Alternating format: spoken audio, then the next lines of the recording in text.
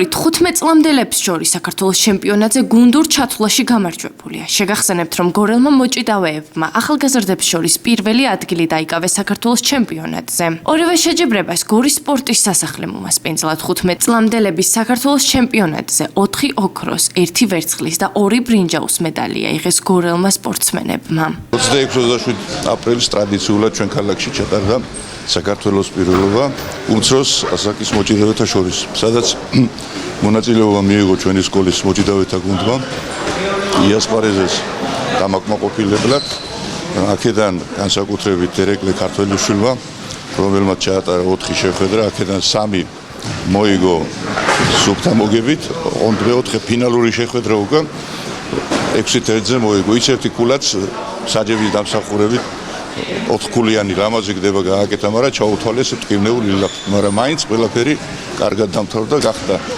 საქართველოს ჩემპიონი. ველოდებით ახლა გამოცდილება რა აქვს ამ ბავშვებს, რუმინეთში წავლენ ალბათ საერთაშორისო ტურნირზე.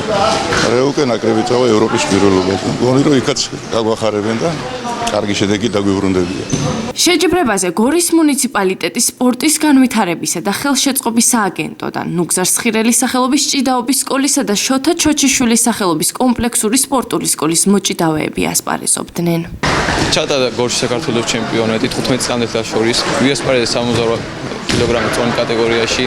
ჩავატარე 4 შეხვედრა, 4 წარმატებით გავხდით ჩემპიონი. აქედან ჩვენ ჩემპიონები წავალთ ევროპაზე და ყველა ვეცდებით რომ იგივე შედეგი გავამეოროთ.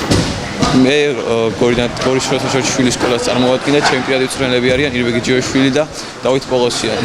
ქალაქ გორში ჩატარდა 15 წლამდელთა შორის საქართველოს ჩემპიონატი 26-27 აპრილს. ვიასპარეზე 42 კილოგრამ წონის კატეგორიაში.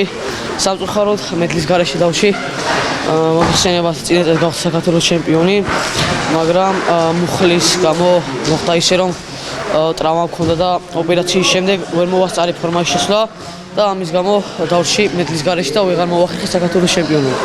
თუმცა შემდეგ წელს აუცილებლად გამოვასწორებ და გავხდები საქართველოს ჩემპიონი.